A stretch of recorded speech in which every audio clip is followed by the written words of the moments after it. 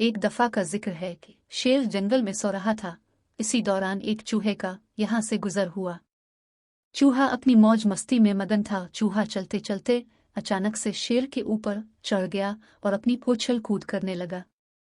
इसी दौरान शेर की आंख खुल गई और उसने जब महसूस किया कि इसके ऊपर कोई चीज है तो शेर गुस्से से दिहड़ता हुआ खड़ा हो गया। जब शेर खड़ा हुआ तो इसके ऊपर मौजूद चूहा नीचे आ गिरा और शेर ने उसे अपने पंजे में दबोच लिया ताकि वो इसे मार डाले। मुझे बख्श दे, मुझे बख्श दे बादशाह सलामत, चूहे ने रोते हुए शेर से दरख्वास्त की। शेर ने गुस्से में कहा कि क्या तुम्हें मालूम नहीं इस जंगल का बादशाह आराम कर रहा है?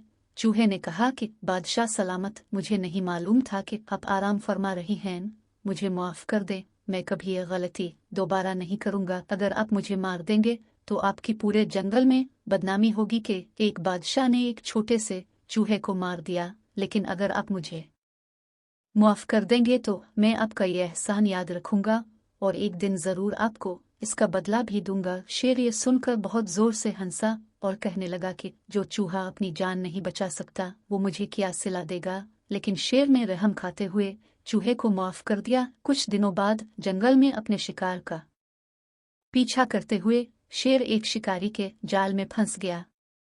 इसने बहुत कोशिश की पर इस जाल से ना निकल सका। शेर ने गुस्से से दिहाड़ना शुरू कर दिया। चूहा इस आवाज को पहचानता था और उसने जब इस आवाज का पीछा किया तो उसने देखा कि वही शेर जाल में फंसा हुआ था जिसने कुछ रोज पहले इसकी जान बख्श दी थी। चूहा ये देखकर फौरन जाल की तरफ भागा और अपने तेज दांतों से इसे काटने लगा।